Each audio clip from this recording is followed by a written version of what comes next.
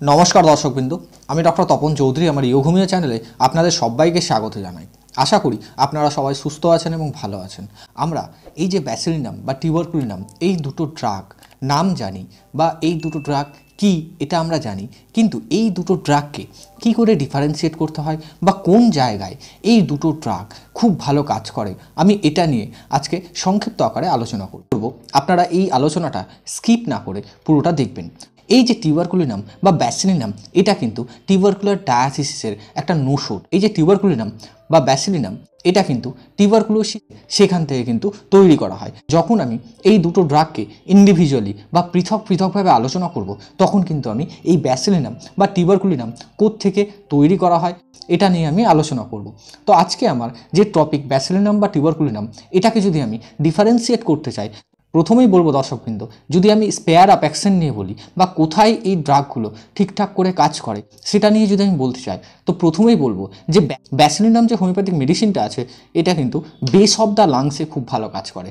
অর্থাৎ Bacillinum homeopathic ড্রাগটা আপনার যদি লাংসের কোনো সমস্যা থাকে, আপনার যদি অ্যালভিওলারের যদি কোনো সমস্যা থাকে, বা লাংসের মধ্যে প্রচুর পরিমাণে হিউজ মিউকাস জমা আছে, বা লাংসের আরও অনেক সমস্যা আছে, তাহলে কিন্তু ব্যাসিলিনাম খুব ভালো সেই জায়গাটায় কাজ করবে। আর টিউবারকুলিনাম খুব ভালো কাজ করে সেটা হলো থ্রোট রিজিয়ন এলাকায়, বা বলতে পারেন যে নাকের জায়গাটায়। এই যে থ্রোট থেকে অর্থাৎ নোজ টু থ্রোট বা থ্রোট টু নোজ, এই এরিয়াটায় কিন্তু টিউবারকুলিনাম যে হোমিওপ্যাথিক ড্রাগটা আছে বা ওষুধটা আছে, সেটা কিন্তু খুব ভালো কাজ করে। এর থেকে বোঝা যায় দর্শকবৃন্দ যে ব্যাসিলিনাম আমাদের লোয়ার যে রেসপিরেটরি ট্র্যাক্টটা আছে সেইখানে খুব ভালো কাজ করে, আর টিউবারকুলিনাম আমাদের যে আপার রেসপিরেটরি ট্র্যাক্টটা আছে এতে খুব ভালো কাজ করে। এবার যদি আমি একটু এগুলোকে বুঝিয়ে বলি, তাহলে আমি বলবো দর্শকবৃন্দ যে ব্যাসিলিনামে আমরা দেখতে পাই যে পেশেন্টের কিন্তু হিউজ পরিমাণে মিউকাস থাকে। ব্যাসিলিনামে দেখতে পাই যে পেশেন্ট প্রচুর পরিমাণে অ্যাস্থেমেটিক হয়।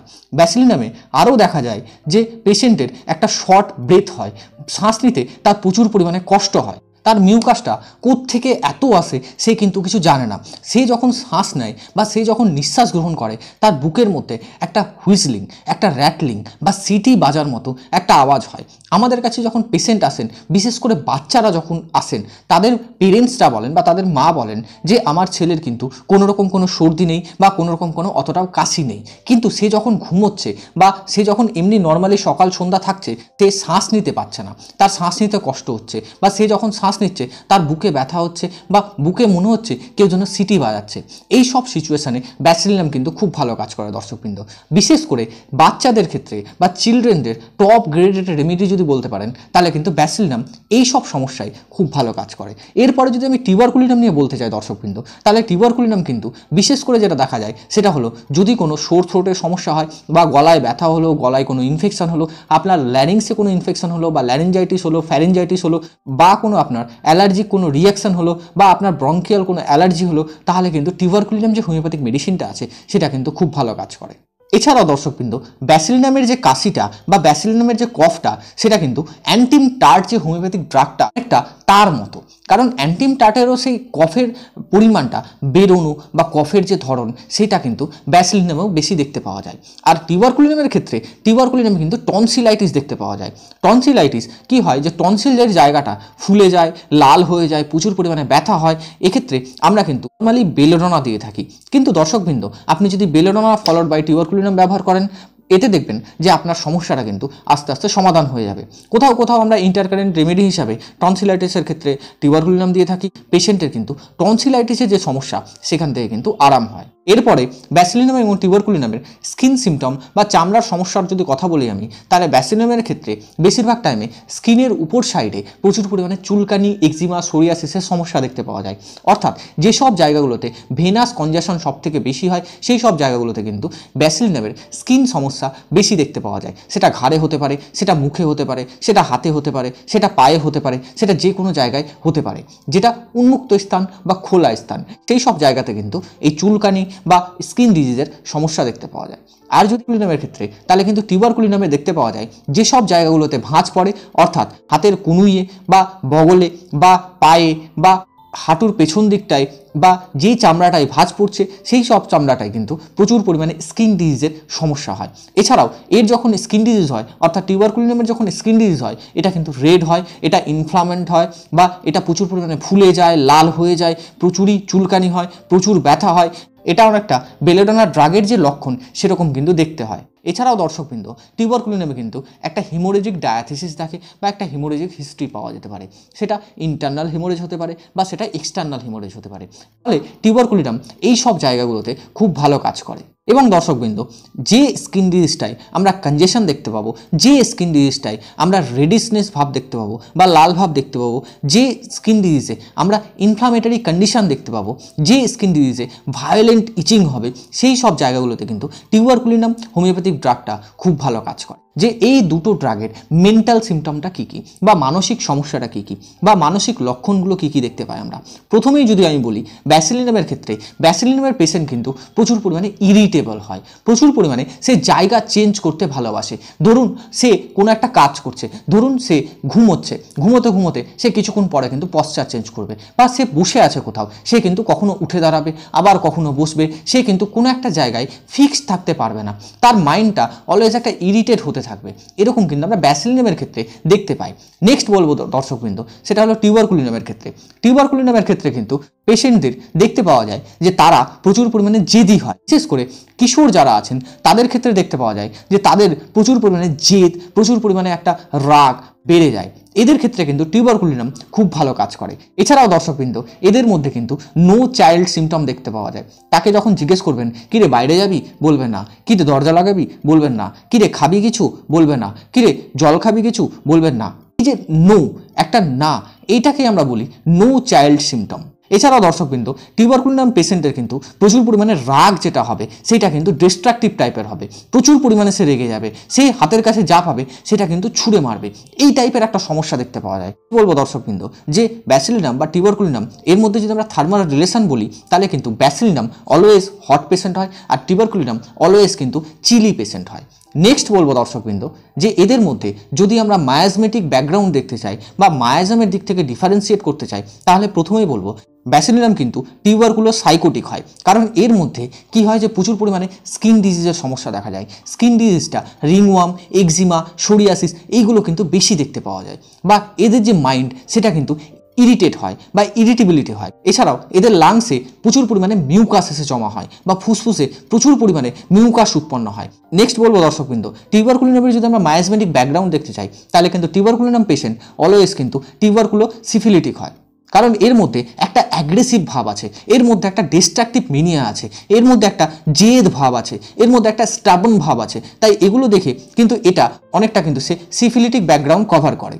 বলবো দর্শকবৃন্দ যে টিউবারকুলিনাম এবং ব্যাসিলিনামের যদি আমরা ইউরিনারি সিমটম বলি বা মূত্রের সমস্যা বলি, তাহলে প্রথমেই যদি আমি বলি যে টিউবারকুলিনামের ক্ষেত্রে দেখতে পাওয়া যায় যে একটা পেশেন্টের বারবার বা রিকারেন্ট ইউটিআইয়ের সমস্যা হচ্ছে, বারবার তার সিস্টাইটিসের সমস্যা হচ্ছে, তার বারবার ইউরিনে ইনফেকশন হচ্ছে, তার বারবার ইউরিনে জ্বালা হচ্ছে, তাহলে সেই সব জায়গাগুলোতে টিউবারকুলিনাম কিন্তু খুব ভালো কাজ করে। এছাড়াও দর্শকবৃন্দ, আমরা যখন সিস্টাইটিসের কেসে বা ইউটিআইয়ের কেসে বা কোনো পেশেন্টের ইউরিনে জ্বালা পোড়া হচ্ছে বা মূত্রনালীর মধ্যে জ্বালা পোড়া হচ্ছে, তখন আমরা সালফার দিই, তাহলে কিন্তু সালফারের পরেও টিউবারকুলিনাম খুব ভালো কাজ করে।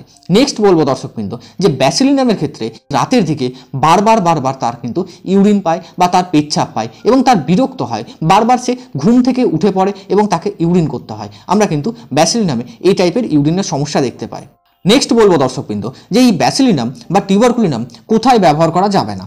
প্রথমেই বলবো দর্শকবৃন্দ যে টিউবারকুলিনাম কিন্তু যাদের সিভিয়ার হার্ট ডিজিজ আছে বা যাদের হার্টের সমস্যা আছে বা যাদের হৃৎপিণ্ডের সমস্যা আছে, তাদের ক্ষেত্রে কিন্তু এই ওষুধটা ব্যবহার করা যাবে না। কারণ এই ওষুধটা ব্যবহার করলে কি হবে যে পেশেন্টের হার্টের যে সমস্যাটা সেটা কিন্তু প্রচুর পরিমাণে বেড়ে যাবে। এছাড়াও যাদের ইন্টারসেপ্টাল হার্ট প্রবলেম আছে বা বাচ্চাদের যদি কোনো হার্টের সমস্যা থাকে, সেই সব জায়গাগুলোতে কিন্তু টিউবারকুলিনাম প্রেসক্রিপশন করা যাবে না।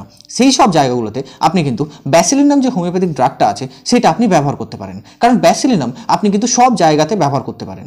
নেক্সট বলবো দর্শকবৃন্দ যে এই ব্যাসিলিনাম এবং টিউবারকুলিনামের যদি আমরা কজেশনের দিকে ডিফারেন্সিয়েট করতে চাই তাহলে বলবো যে যাদের ভ্যাকসিনের পরবর্তী সময় কোনো একটা পার্শ্ব প্রতিক্রিয়া দেখা দিয়েছে তাদের ক্ষেত্রে কিন্তু ব্যাসিলিনাম যে হোমিওপ্যাথিক ড্রাগটা আছে বা ব্যাসিলিনাম যে হোমিওপ্যাথিক মেডিসিনটা আছে সেটা কিন্তু খুব ভালো কাজ করে। আর যদি আমি টিউবারকুলিনামের ক্ষেত্রে বলতে চাই তাহলে কিন্তু টিউবারকুলিনামে আমরা যেটা দেখতে পাই যে কোনো পেশেন্টের হয়তো স্কিন ডিজিজ হয়েছিল, সেটা অনেক দিন আগে হয়েছিল, সেই স্টেরয়েড জাতীয় কোনো মলম লাগিয়ে বা অন্য কোনো ওষুধ খেয়ে স্কিন ডিজিজটাকে প্যালিয়েট করে নিয়েছিল বা সাপ্রেসড করে নিয়েছিল, তারপরেই কিন্তু তার সমস্যাগুলো অ্যাগ্রাভেট করেছে বা তার সমস্যাগুলো বেড়ে গেছে। সেই সব জায়গাগুলোতে টিউবারকুলিনাম যে হোমিওপ্যাথিক ড্রাগটা আছে সেটা কিন্তু খুব ভালো কাজ করে। নেক্সট বলবো দর্শকবৃন্দ যে এই সব যে সিমটমগুলো আমরা জানলাম সেই সব সিমটমগুলো কিন্তু আমরা টিউবারকুলিনাম এবং ব্যাসিলিনামকে ডিফারেন্সিয়েট করতে গিয়ে জানলাম বা পার্থক্যটা জানলাম যে কোথায় টিউবারকুলিনাম ব্যবহার করা যাবে, কোথায় ব্যাসিলিনাম ব্যবহার করা যাবে।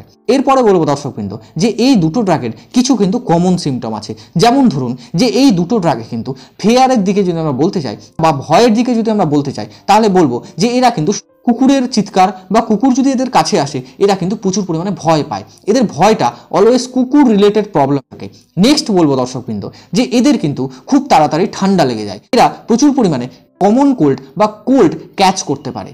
নেক্সট বলবো দর্শকবৃন্দ যে এরা কিন্তু প্রচুর পরিমাণে ফ্রেশ এয়ার চায়, এরা প্রচুর পরিমাণে খোলামেলা বাতাস চায়, কিন্তু এরা যখন খোলামেলা বাতাসে বেরায় বা এরা যখন ফ্রেশ এয়ারে বেরাচ্ছে বা এরা যখন কোল্ড এয়ারে বেরাচ্ছে এদের কিন্তু যত রকমের সমস্যা আছে সব কিন্তু অ্যাগ্রাভেট হয়ে যায়। নেক্সট বলবো দর্শকবৃন্দ যে এই দুটো ড্রাগের মধ্যে কিন্তু আমরা কিছু কিছু অ্যালার্জেটিক কন্ডিশন দেখতে পাই। এদের ডাস্ট অ্যালার্জি থাকে, এদের ব্রঙ্কিয়াল অ্যালার্জি থাকতে পারে, এদের পোলেন অ্যালার্জি বেশি দেখতে পাওয়া যায়, মানে অ্যালার্জিকের ক্ষেত্রে এদের কিন্তু সিমিলারিটি অনেকটাই দেখতে পাওয়া যায়। নেক্সট বলবো দর্শকবৃন্দ এই ওষুধগুলো আপনি কিভাবে সেবন করবেন। এটা বলতে গেলে আমি প্রথমেই বলবো যে ব্যাসিলিনাম এবং টিউবারকুলিনাম এটা কিন্তু একটা নোশোড মেডিসিন।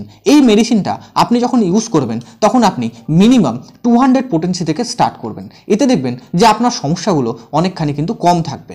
যখন আপনি 200 পোটেন্সি সেবন করবেন সেটা কিন্তু ব্যাসিলিনাম হোক বা টিউবারকুলিনাম হোক, এর সাথে আপনার যে সমস্যাটা বা আপনার যে লক্ষণগুলো সেটা যেন প্রপার মিল থাকা চাই। যদি না মিল হয় তাহলে কিন্তু এই ড্রাগটা খুব একটা বেশি ভালো কাজ করবে না। এই ড্রাগটা বা এই ওষুধটা অ্যাজ এ ইন্টারকারেন্ট রেমেডি হিসাবে আপনি কিন্তু ইউজ করতে পারেন বা ব্যবহার করতে পারেন। অর্থাৎ আপনি কোনো ওয়েল সিলেক্টেড রেমেডি অনেক দিন ধরে সেবন করছেন বা তার ডোজটা অনেক দিন ধরে সেবন করছেন, সেটাকে কভার করতে বা আপনি সেই ওষুধটা যখন সেবন করছিলেন আপনি কিন্তু ভালো ছিলেন, কিন্তু মিডিলে আপনি কিন্তু আর ভালো নেই বা আপনার সমস্যাগুলো কিন্তু একটা জায়গায় স্থির হয়ে দাঁড়িয়ে রয়েছে, সেইটাকে বাড়াতে বা ড্রাগটাকে বুস্ট করতে আপনি কিন্তু এই ওষুধটা অ্যাজ এ ইন্টারকারেন্ট রেমেডি হিসাবে ব্যবহার করতে পারেন। নেক্সট বলবো দর্শকবৃন্দ যে এই ওষুধটা আপনি ডোজ হিসাবে কি করে সেবন করবেন না, এই ওষুধটা আপনার সঙ্গে যখন সিমটম বা লক্ষণগুলো সব মিলে যাবে, এই ওষুধের যা যা লক্ষণ আছে সেই লক্ষণগুলো যদি আপনার সমস্যার সাথে মিলে যায় তাহলে আপনি এই ওষুধটা 200 পোটেন্সি 2 কি 3টে ফোঁটা 1 চামচ জলের সাথে 2 দিন কি 3 দিন সকালবেলা ঘুম থেকে উঠে খালি পেটে কিন্তু সেবন করতে পারেন।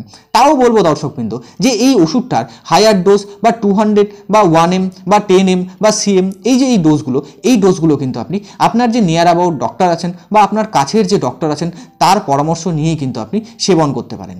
আশা করব দর্শকবৃন্দ আজকের এই টিউবারকুলিনাম এবং ব্যাসিলিনামের ডিফারেন্সিয়েট নিয়ে আলোচনা আপনার ভালো লেগেছে এবং উপকারে এসছে। যদি ভালো লাগে বা উপকারে আসে অবশ্যই ভিডিওটা লাইক, কমেন্ট এবং শেয়ার করবেন। ভবিষ্যতে এরকম ডিফারেন্সিয়েট করা যায় কিনা দুটো ড্রাগের মধ্যে সেটা অবশ্যই আমাদেরকে কমেন্টে করে জানাবেন। ভালো থাকুন, সুস্থ থাকুন, দেখতে থাকুন ইয়োঘমিও চ্যানেল। দেখা হবে আবার নেক্সট কোনো আলোচনায় বা নেক্সট কোনো টপিকে। আজকের মতো ধন্যবাদ, নমস্কার।